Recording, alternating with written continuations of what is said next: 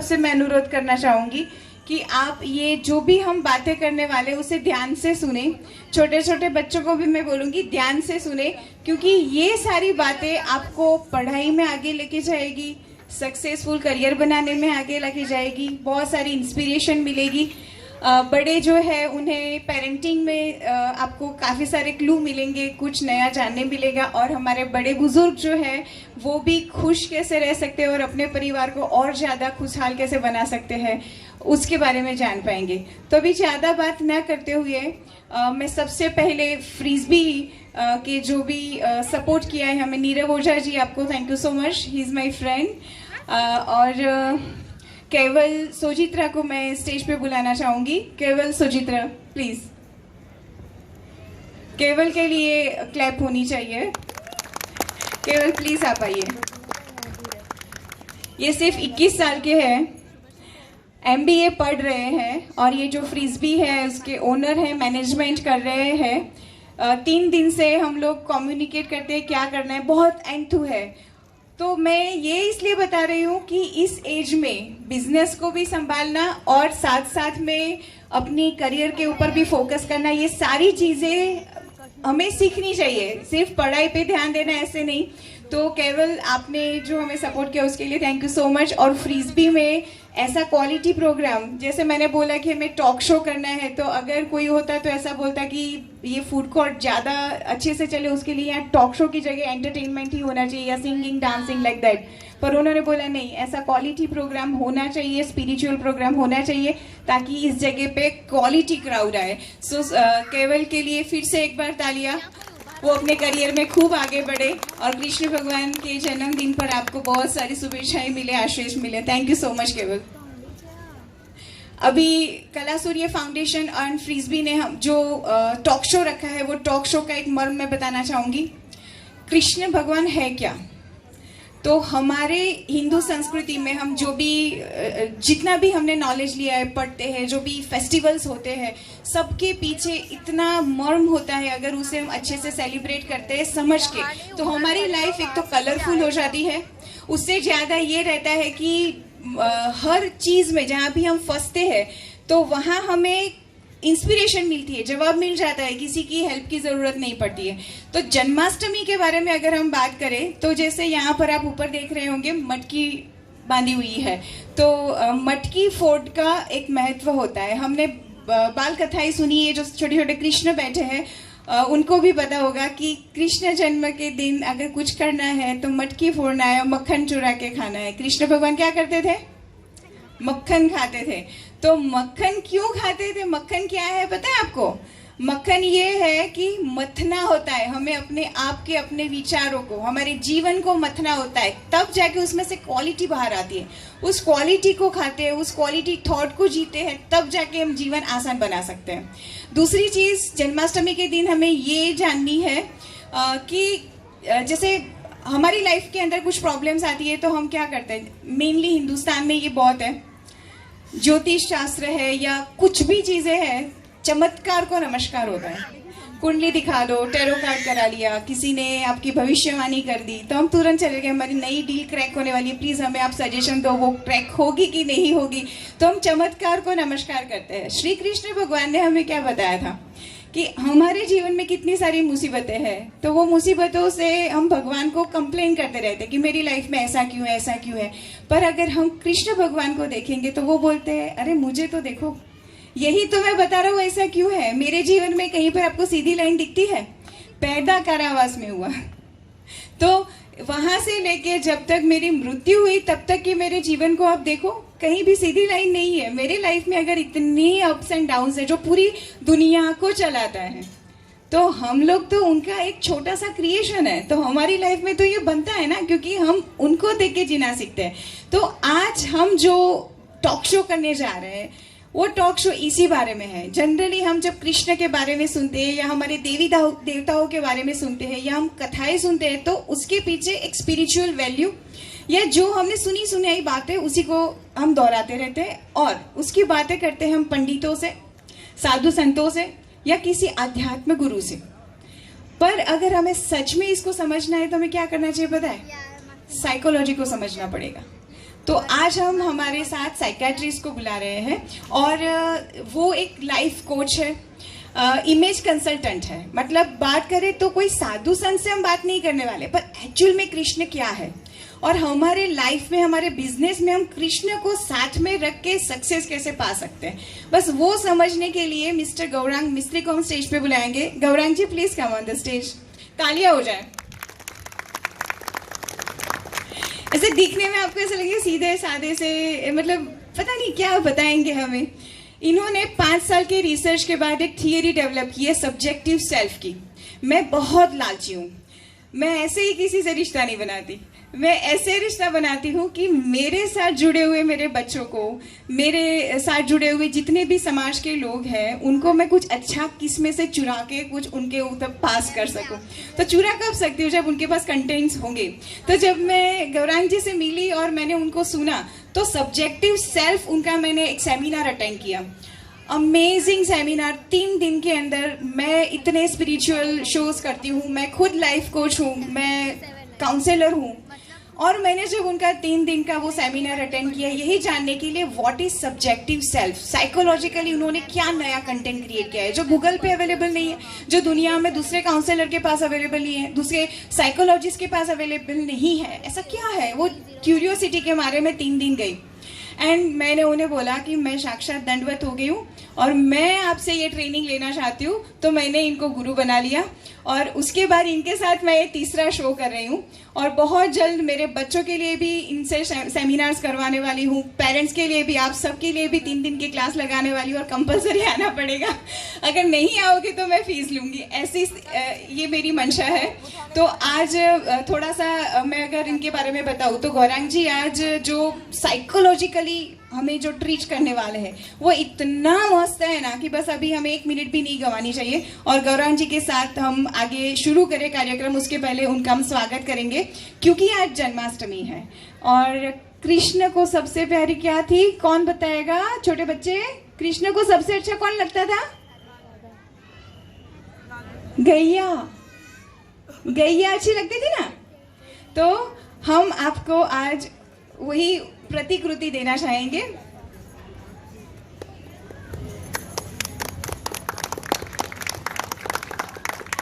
ये आप देख सकते हैं, ये जो गाय और बछड़ा है ये हमारी संस्कृति में, हमारे जीवन में आध्यात्म से लेके समृद्धि तक सारी चीजें भरी रहे, उसके लिए ये प्रतिकृति है। तो हम आपको विशेष देते हैं कि अहमदाबाद में जब आप सेटल होने आ ही गए, बड़ौदा के निवासी हैं, तो अहमदाबाद में आप बहुत सारे लोगों की जीवन में प्रकाश लेके आए और आपके जीवन में भी प्रकाश है, उसी के लिए हम आपको ये तोहफा दे रहे हैं। Thank you so much sir.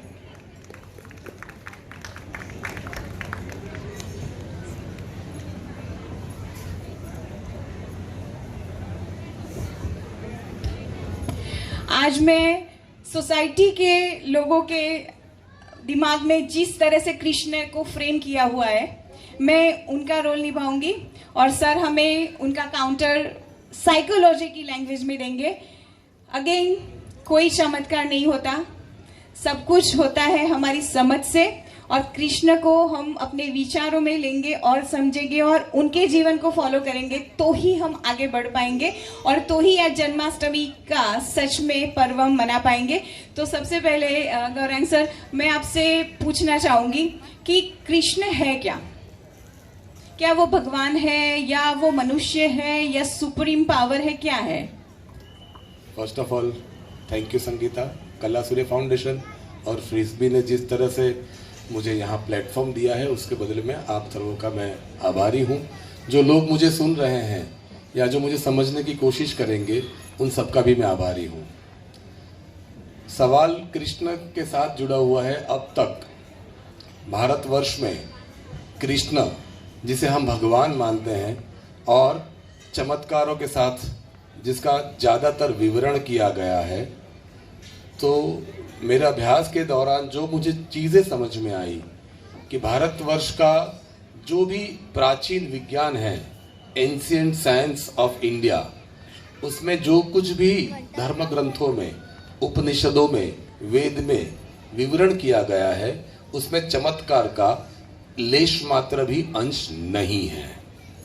पहले तो मैं आप सबको ये समझाने की कोशिश कर रहा हूं जो मैं समझ पाया हूं कि चमत्कार और तर्क, लॉजिक, उसमें टेक्नोलॉजी का जो व्याप है, जिस तरह से टेक्नोलॉजी एस्टैब्लिश हो रही है, ज्यादातर या 100% वो तर्क के संगत होती है।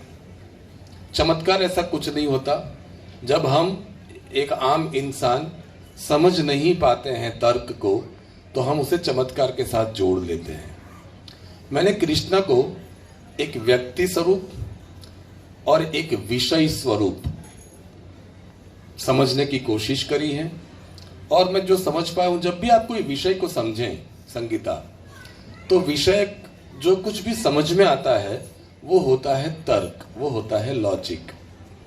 तो उस लॉजिक के चलते हुए अगर आप कृष्ण की हर एक चेष्टा को पढ़ें, जाने, सुने और उसके अंदर कुछ लॉजिक लगा के, जो कि आपकी रोजमर्रा की जिंदगी में आपके साथ हो रहा है, उसके साथ जोड़ने की कोशिश करेंगे, तो आप कृष्ण को समझ पाएंगे। आप कृष्ण को समझेंगे तो आप बिलीव करेंगे। यहां पर फॉलोवर हैं, हम लोग फॉलो कर रहे हैं। फॉलो करना और बिलीव करना, उसके बीच में बहुत बड़ा अंतर है।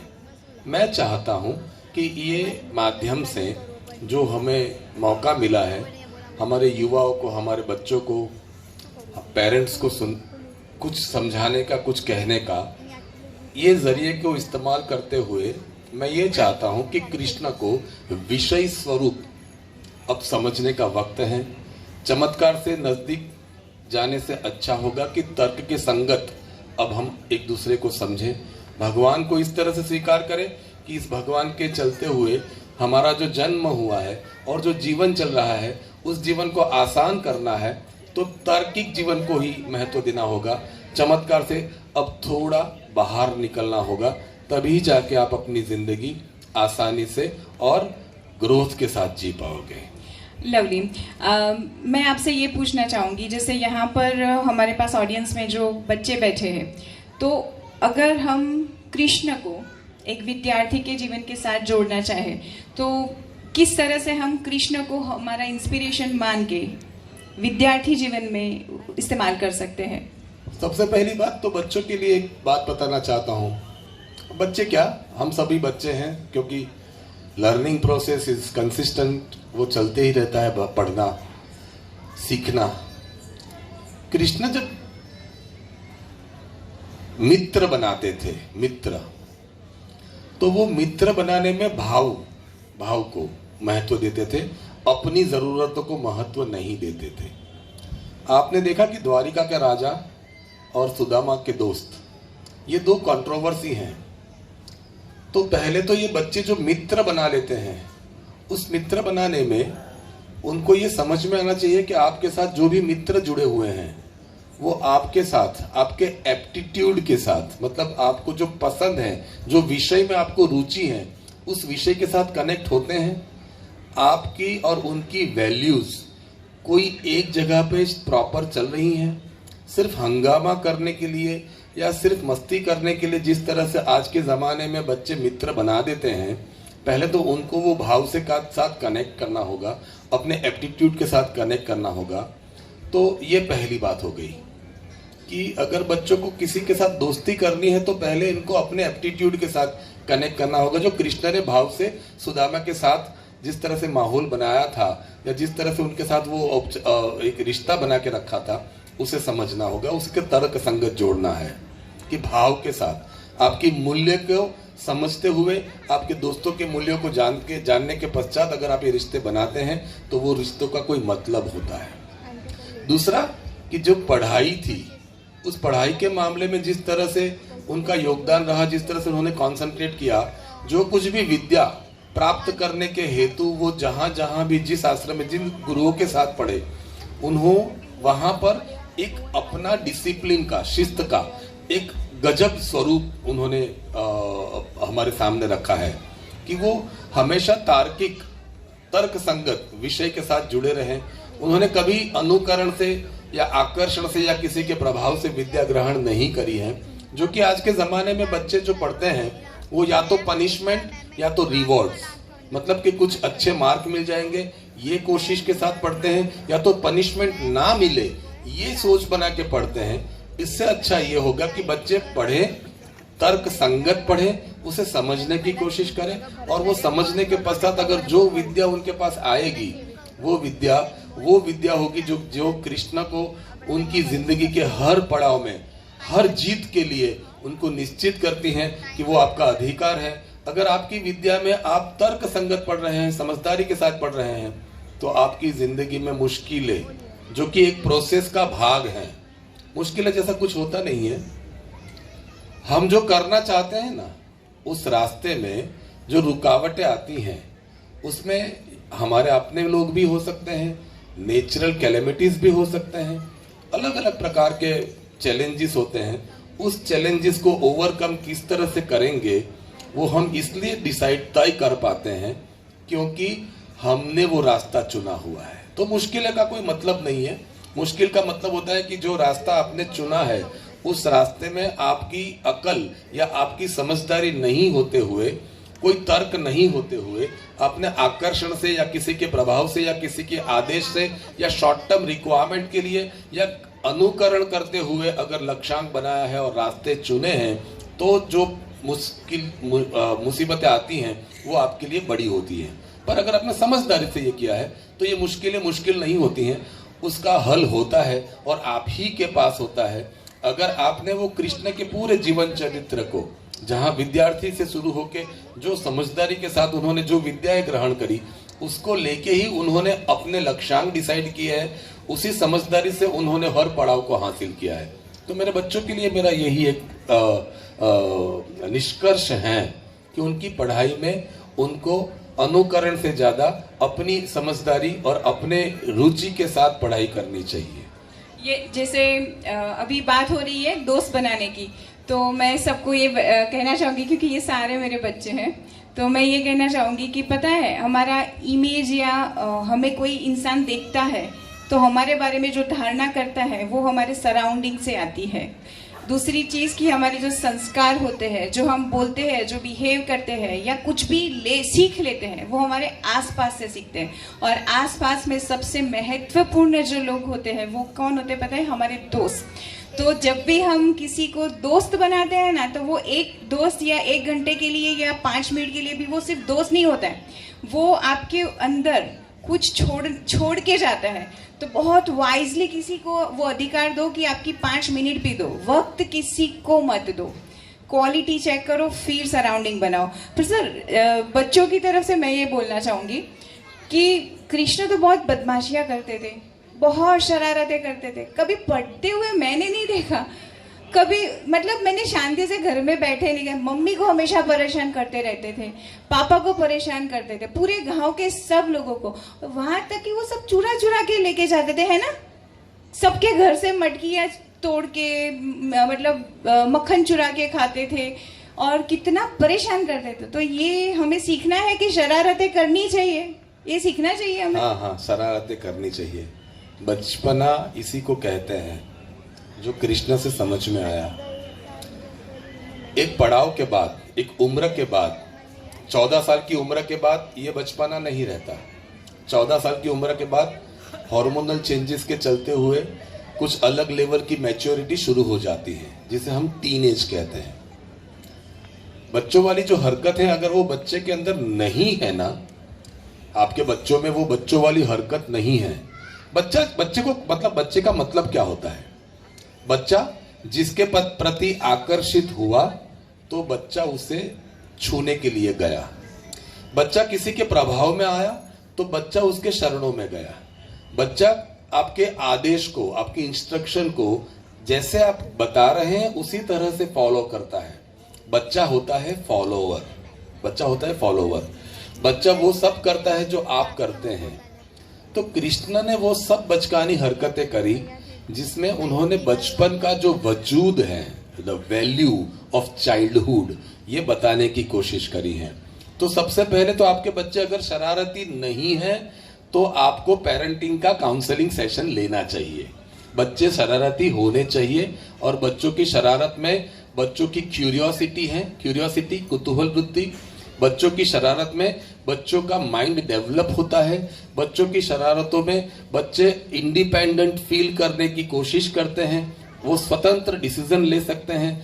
बहानेबाजी में बच्चे जब बहाने बताते हैं तो उसमें वो एक्सक्यूजेस के जरिए वो उनकी तार्किक जो जो शक्तियां हैं उसका प्रदर्शन करते हैं।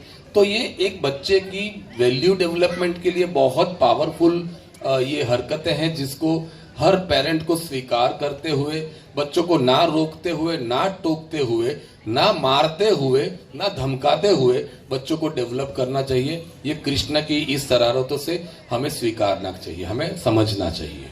ग्रेट। अभी जैसे कृष्ण जो सिंबल है, कृष्ण को जिस चीज का सिंबल माना जाता है वो है प्यार। तो प्रेम कृष्ण ये दोनों जो शब्द है वो एक ही है। तो मैं आपसे पूछना चाहूंगी, क्योंकि जनरली सबको देखा है जब टीन एज में आते हैं तो प्यार मतलब कृष्ण, उनके दिमाग में यही होता है, और जिसको जो करना होता है वो उसके लिए बहाने के तौर पर उनको आगे लेते हैं कि कृष्ण ने ये किया था, कृष्ण ने वो किया था। तो मैं चाहूंगी कि आप हमें ये बताएं कि आपकी नजर से प्यार और कृष्ण में क्या कनेक्शन है। प्रेम जो होता है वो एक बहता हुआ झरना है। प्रेम हर किसी के साथ हो सकता है। प्रेम और कमिटमेंट के बीच में जो कृष्ण को मैंने पाया है वो कृष्ण को आपको समझना होगा। आप बहते जाओगे, आप घर से निकलोगे, घर से गांव में गए, कहीं पर भी गए, काम पे गए, कहीं पर भी गए, अगर किसी के प्रति आकर्षित हो गए, कोई आपको पसंद आ गया थ्रू एनी हाउ, मतलब किसी की बुद्धि शक्ति से कोई आपको प्रभावित कर रहा है, कोई आपको प्रभावित कर रहा है उनके शरीर के आकर्षण से, कोई आपको प्रभावित कर रहा है उनकी आत्मशक्ति से, परफॉर्मेंस से, और उनके साथ आपका लगाव हो जाना या उनसे प्रेम हो जाना, वो एक आम बात है जो कृष्ण के साथ जुड़े हुए बहुत सारे प्रासंगिक पात्रों के में आपने देखा होगा कि वो एक आम बात है कि किसी से साथ प्रेम हो जाना, लगाव हो जाना। पर जब ये बात आती है कमिटमेंट पे, जिसे शादी कहते हैं, जिसे बंधन कहते हैं, जिसे संबंध कहते हैं, जिसे रिश्ता कहते हैं, जब ये कमिटमेंट की बात आती है तो प्रेम और कमिटमेंट में एक जबरदस्त लॉजिक कृष्ण ने हम सबको सिखाया है कि कमिटमेंट के साथ रिश्ते बनाओ और उसे प्रेम का नाम दो। शरारत करने के लिए जो आप कर रहे हो या अपनी जरूरतों को पूरा करने के लिए जो जिस तरह से आप परफॉर्म कर रहे हो, उसे अगर आप प्रेम का नाम देते हो तो ये आप गलत करते हो। प्रेम का मतलब होता है जहां पर आपका एक अपना कमिटमेंट है जो आपके रिश्तों के साथ जुड़ा हुआ है। मनोविज्ञान के आधार पे कृष्ण के प्रेम को मैंने जब समझने की कोशिश करी है तो एक चीज बहुत क्लियर समझ में आई है कि इन्होंने जो कहा और इन्होंने जो किया उसके बीच में तर्क को हमेशा उन्होंने महत्व दिया। किसी भी तरह से जब आप किसी के प्रेम में हो या आपको कोई अच्छा लगता है तो वहां पर आपको कोई इंसान अच्छा क्यों लग रहा है, उसके पीछे कृष्ण की एक अपनी गहन सोच थी। वो सोच आप सबके अंदर होनी चाहिए जब आप एक शब्द का इस्तेमाल करते हैं प्रेम। देखो ऐसा होता है कि किसी को तीखा स्पाइस खाना पसंद है, जो भी पसंद है उसे मैं कहीं ना कहीं मनोविज्ञान के तहत एक भाव के साथ जोड़ता हूं, और तुम्हें ये पसंद है उसका मतलब तुम्हें ये अच्छा लगता है, तुम्हें ये प्रेम है। पर इसके साथ अगर तर्क समझ में आता है कि ये खाने से शरीर में नुकसान हो सकता है, ये करने से मेरी निजी जिंदगी में परेशानी आ सकती है, ये अगर आप जान जाते हो, मतलब एक सोच के साथ उस प्रेम को बहाते हो, आगे बढ़ाते हो, तब जाके ये प्रेम आपकी जिंदगी में कितना महत्वपूर्ण रहेगा, ये रिश्तों में आपका क्या कमिटमेंट रहेगा, ये रिश्तों से आपको क्या मिलने वाला है और आपको उस रिश्तों से क्या चाहिए, ये सब क्लैरिटी कृष्ण जिसको हम प्रेम की एक मूर्ति कहते हैं उसमें से ये समझ में आएगा, ऐसा मेरा मानना है। लवली। हमारे अंदर मतलब जो जीवन का जो बहाव है, लाइफ फोर्स है, वो लाइफ फोर्स को अगर हमें बढ़ाना है, इन टर्म्स ऑफ जीना है या कुछ भी काम करना है या सोचना ही क्यों नहीं है, तो उस लाइफ फोर्स को बढ़ाने के लिए हम हमारे अंदर जो जैसे हम कहते हैं कि कण कण में भगवान का वास होता है। अगर आज श्री कृष्ण की बात करें तो हर कण में श्री कृष्ण है, पर मैं ऐसा मानती हूँ कि जैसे वो सुप्रीम पावर है और उनसे हम सीखते हैं, उनसे हम शक्तियाँ लेते हैं। हमारे अंदर आत्मा है, तो हमारे आत्मा को अगर हम परमात्मा के जैसा बनाने की कोशिश करते हैं तो वो परमात्मा है ऐसा हम महसूस कर पाएंगे। पर जब तक हम अपने आप को पवित्र नहीं बनाएंगे या परमात्मा से कुछ सीख लेके सीखने की कोशिश नहीं करेंगे तो हम वो पवित्रता को महसूस ना करते हुए हमारे अंदर भगवान को महसूस नहीं कर पाएंगे। तो मैं ये आपसे पूछना चाहती हूँ कि हमारे अंदर जो कृष्ण है उस कृष्ण को पहचाने कैसे, और उस पहचान को पहचानने के बाद उसको हमारे जीवन में हमारे साथ हमेशा के लिए कैसे रखा जाए। खूबसूरत सवाल है। कृष्णा के साथ पास सुदर्शन चक्र है, शस्त्र है, अस्त्र है, विद्या है, धर्म है, सोच है, ये कृष्ण है। और इसके अलावा कृष्ण के पास है एक मुरली, एक बांसुरी, एक आनंद। जीतने के लिए और जीने के लिए दोनों के आयाम इनके पास एक साथ में है। यहां पर क्या होता है आज की तारीख में, जो मेरे युवा हैं जो करियर प्रोफेशन को एक लेवल का महत्व दे रहे हैं, जिनके पास विद्या है, बुद्धि शक्ति है, शरीर शक्ति है, शस्त्र हैं सुदर्शन जैसे, चक्र जैसे, पर मुरली नहीं है, मुरली नहीं है, इनके पास आनंद नहीं है। ये एंटरटेनमेंट के नाम से दूसरों को देख के आगे बढ़ने की कोशिश कर रहे हैं, ये खुद को नहीं देख रहे हैं। मुरली का एक मतलब होता है कि जब मैं संगीतमय होता हूं, जब मैं खुद बजाता हूं तो मेरे अंदर निजानंद में मस्त रहता हूं, एक ध्यान अवस्था को एंजॉय करता हूं, मैं अपनी तंदुरुस्ती को एंजॉय करता हूं।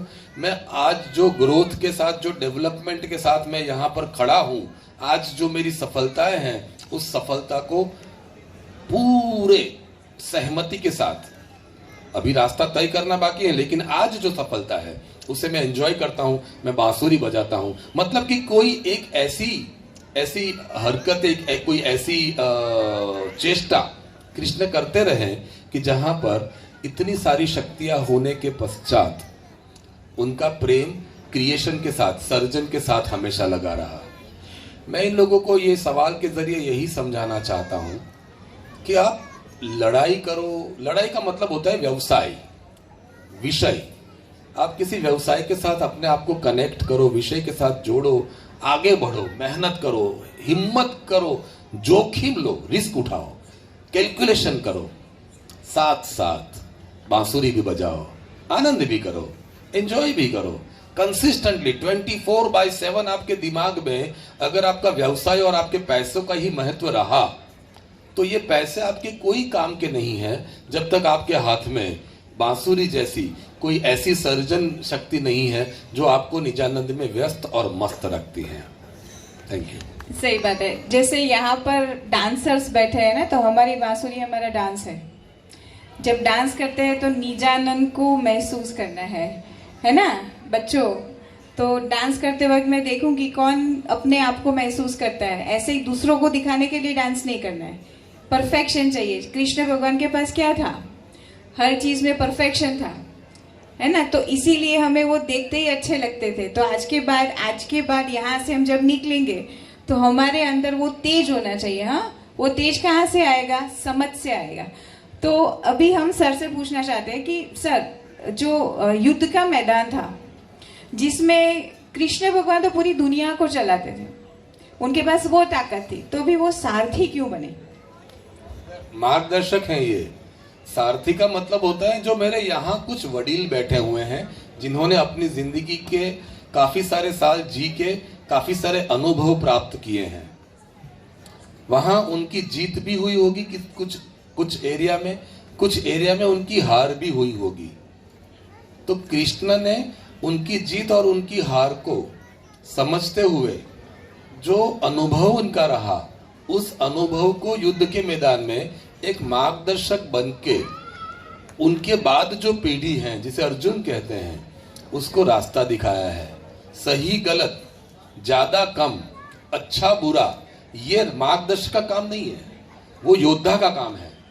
उसने सही गलत, अच्छा बुरा, ज्यादा कम की बात नहीं करी, इन्होंने शाम दाम दंड भेद की बात करी। उन्होंने वो रास्ता दिखाया जो उस रास्ते पे चल के, आप जानते होंगे ना कि भागवत, श्रीमद् भागवत, जहां कृष्ण जी ने क्या किया और भगवत गीता जी जहां कृष्ण जी ने क्या कहा।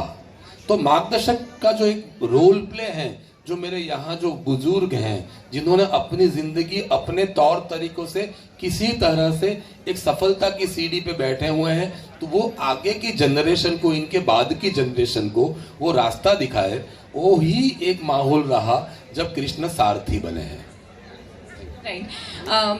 युद्ध के मैदान में कृष्ण भगवान सारथी बने थे, और जब अर्जुन लड़ नहीं पा रहे थे अपने परिवारजनों से, उनके साथ युद्ध नहीं कर पा रहे थे, तब उन्होंने कृष्ण भगवान को काफ़ी सवाल पूछे थे, और फिर लास्ट में उनको जो मिला था वो मुझे चाहिए, तो वो मैं कैसे पाऊँ, मैं किस चीज़ की बात कर रही हूँ।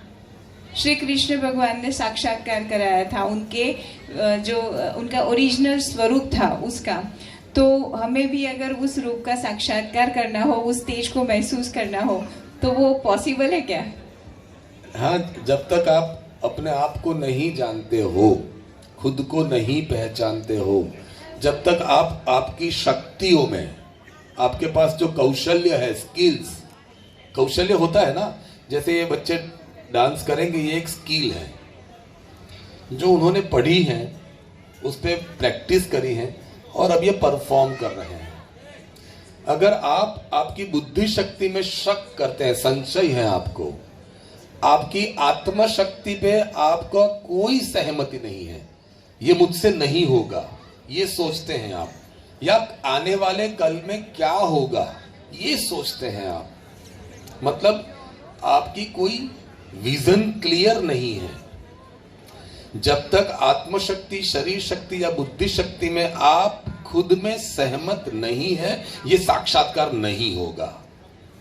जिस दिन आप अपनी स्किल्स में, आपकी अपनी शक्तियों में समर्थन देने लगेंगे, उस दिन आपको ये साक्षात्कार हो जाएगा जो मुझे हुआ है।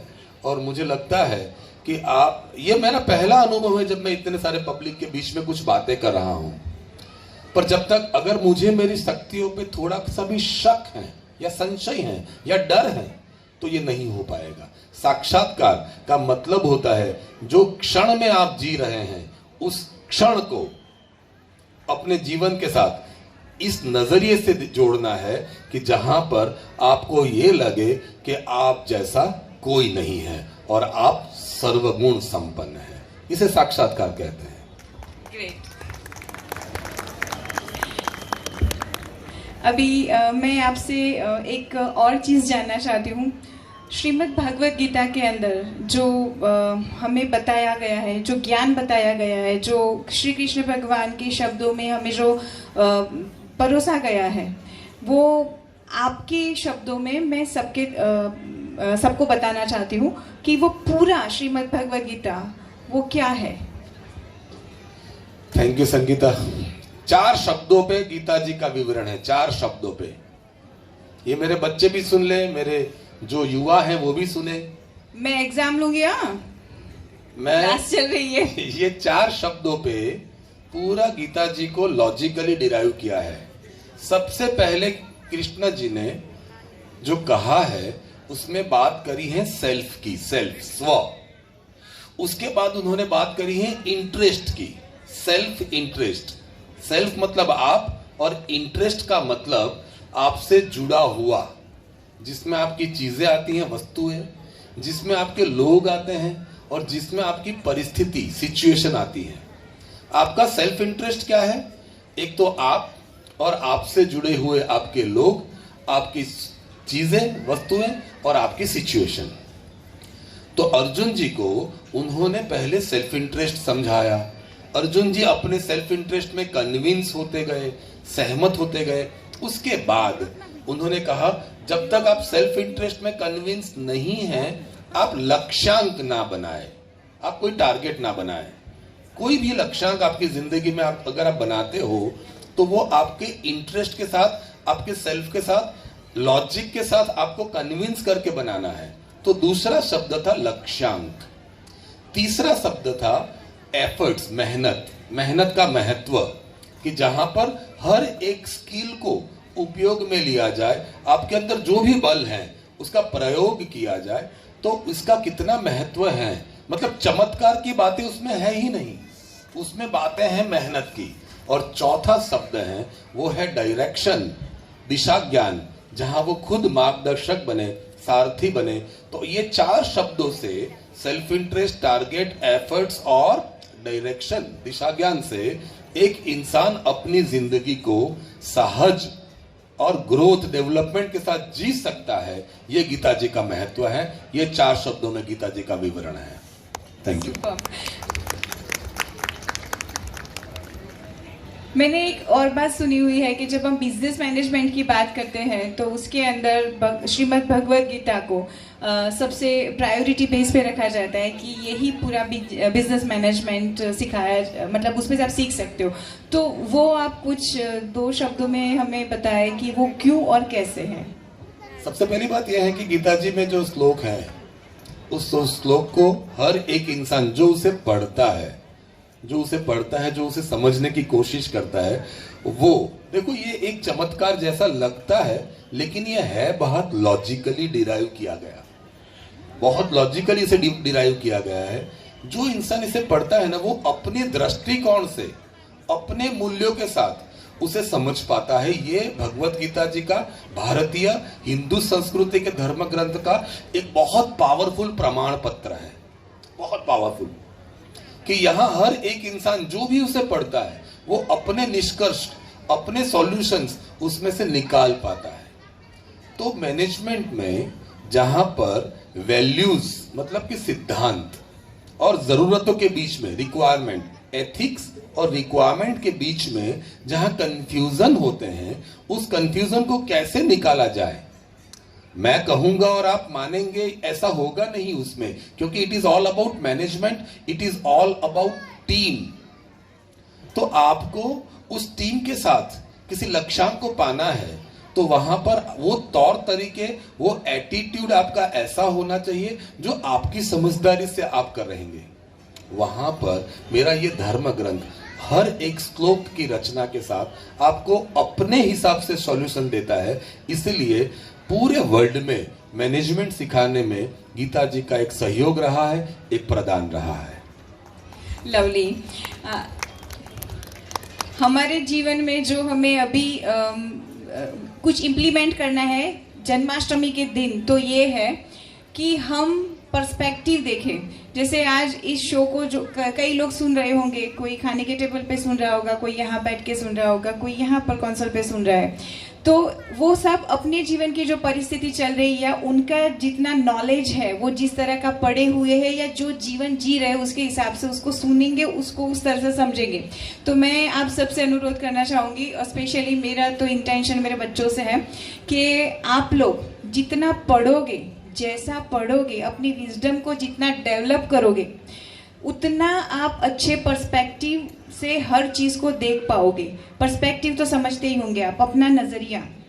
तो आज मैं आपसे अनुरोध करूंगी कि श्री कृष्ण जी के जीवन चरित्र को अगर आप देखोगे तो उन्होंने, वो भगवान थे, वो पूरी दुनिया को चलाते थे। उनके पास तो ऐसे पावर था कि वो ऐसे करके सब चीजें दिन को रात कर दे, रात को दिन कर दे। मतलब ये जो हम कथाएं सुनते हैं उसमें ये चीज देखते, तो भी उन्होंने शिक्षा ली थी, तो भी उन्होंने मतलब हर चीज में कर्म किया था। तो कर्म बहुत बड़ा चीज है। तो हम हमारे जीवन में पढ़ाई को महत्व दें।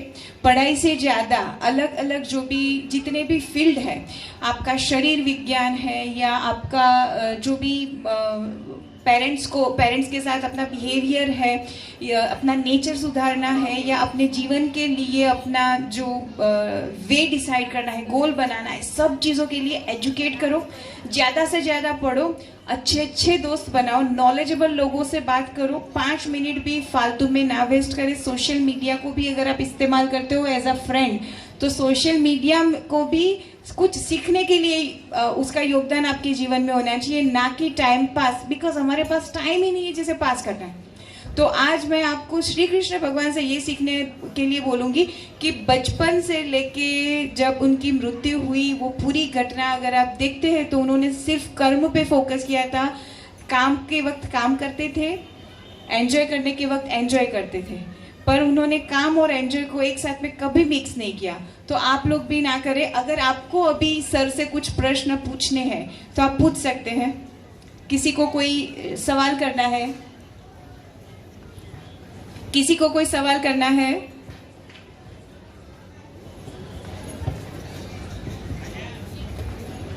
एनीवन? कुछ पूछना है तो पूछ सकते हैं। ठीक है, अभी हम ये वार्तालाप यहाँ पर समाप्त करने जा रहे हैं। उससे पहले मैं सर आपको जो घटनाएं हैं वो बताना चाहूंगी कि वो क्यों है, मतलब वो एक्चुअल में बनी थी। कृष्ण भगवान का जन्म कारावास में होना और वहां से यशोदा माँ के पास जाना, ये घटना को आप किस तरह से मतलब हमें बताना चाहेंगे? उसमें एक अलग मतलब देखो, साइकोलॉजी का एक अपना महत्व है, मनोविज्ञान का।